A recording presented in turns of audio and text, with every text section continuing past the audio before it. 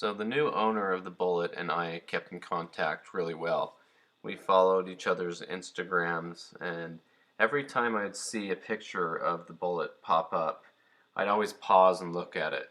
And I'd always say, "There's my Bullitt." And I would look at the car, and I liked that he was taking good care of it. He took a lot of pride in owning this car, and the car was also pretty famous. He had gained a bunch of subscribers who found out that he had the Bullitt now, and those people were very respectful. They loved seeing the car, and I read through the comments that they would post telling the owner of how important this car is and how special this car is and how much of a name the car has. And so it's pretty cool to see the car being taken care of. You can see these really cool pictures that were taken with it.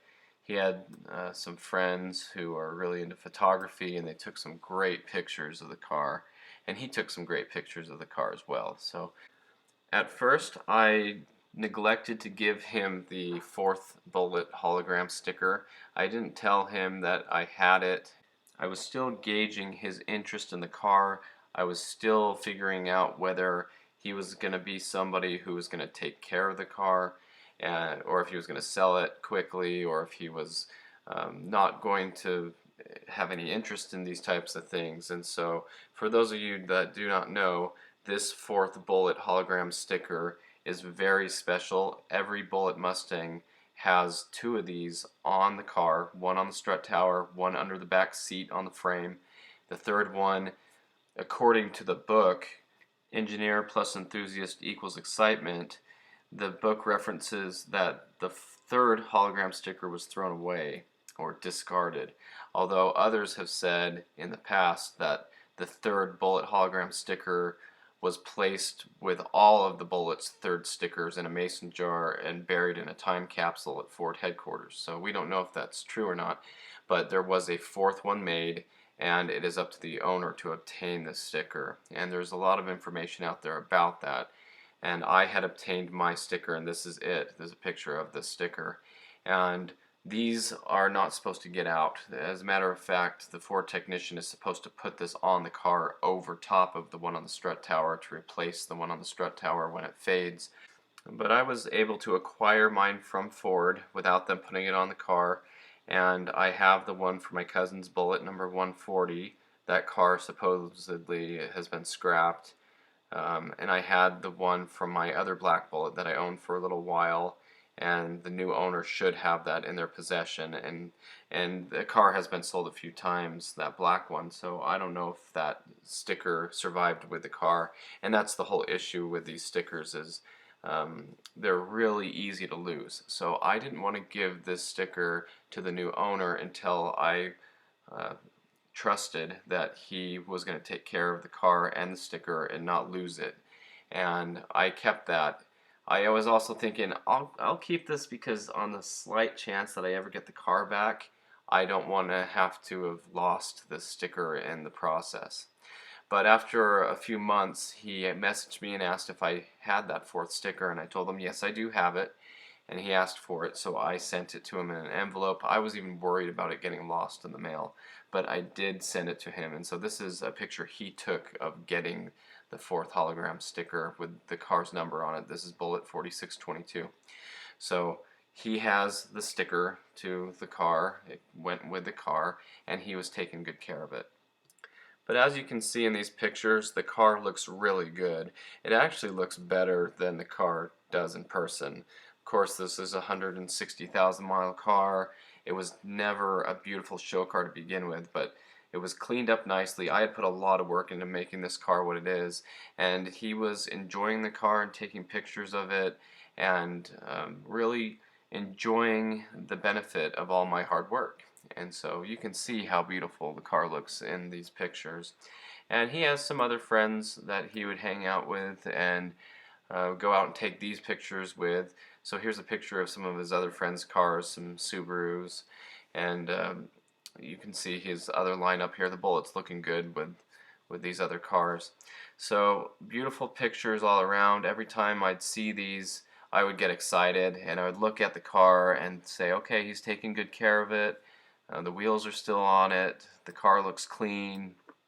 you know, and he would do some things for maintenance. Here's a picture of it in the garage while it's snowing outside on the other cars. He put some other wheels on it for the winter just to get it around. He wasn't driving it in the winter, and anyway, it was now in a northern climate.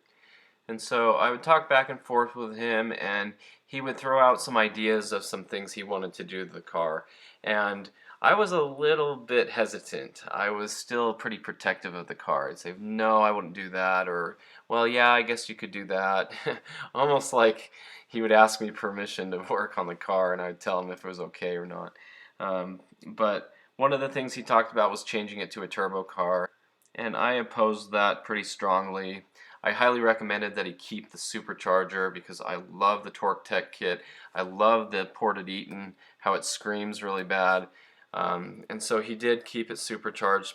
And along those lines, I had told him the car could probably use a retune because it put down the 440 wheel power, but it was having misfire, so they couldn't go any further with it. So he took it up to a place called Premier Performance in Salt Lake, which I've heard good and bad about them. They're a Mustang shop, but I was actually thinking of taking the Bullitt there at one point, and so I suggested he takes it there and had it tuned.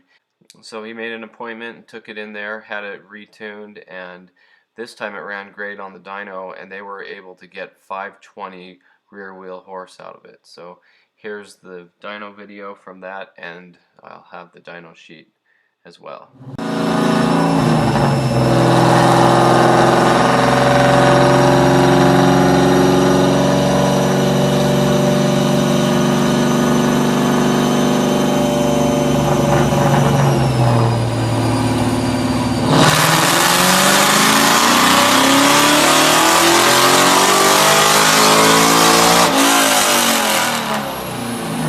So it did pretty well. It was still on 91 octane and I believe 11 pounds of boost, and it made 521 basically and 428 torque, and the torque's a little bit lower. Last time when I had it on the dyno it made 438. So I thought it was interesting. They took the car to about 7,000 RPM.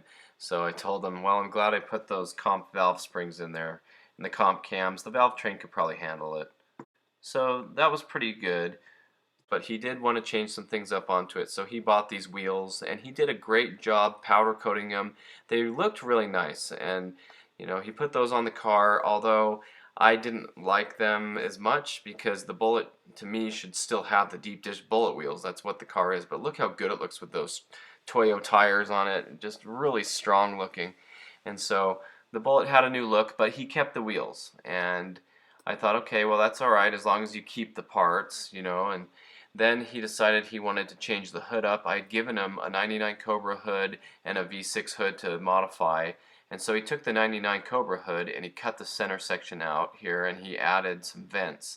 And so it was a red 99 Cobra hood, which fits the Torque Tech kit. So I like that about it. But you can see here he did all the cutting and everything, and he added those vents, and that helped keep it a little cooler. So I think that's pretty cool. That's okay. But I said just don't get rid of the stock hood because I love the stock hood, and you could always put that back on. It goes on easy. It's 4 bolts, So here's the way the car looked now with the 99 Cobra hood and the vents and those 18-inch wheels. I believe they're 18s with the Toyo R888s on them, and so the car looked pretty good. I was happy with it. He wrapped the hood black, so it looked good. He had those push pins too, the clamps to keep the hood down, and more pictures of how good the car looks. So he was taking care of the car.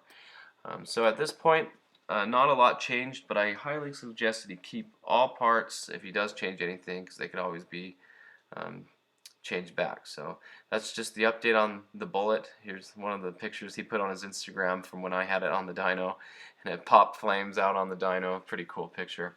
But the Bullitt's in good hands. The guy has taken really good care of it, and we keep in contact, and there's more to the story. So stay tuned because there's some more exciting things coming.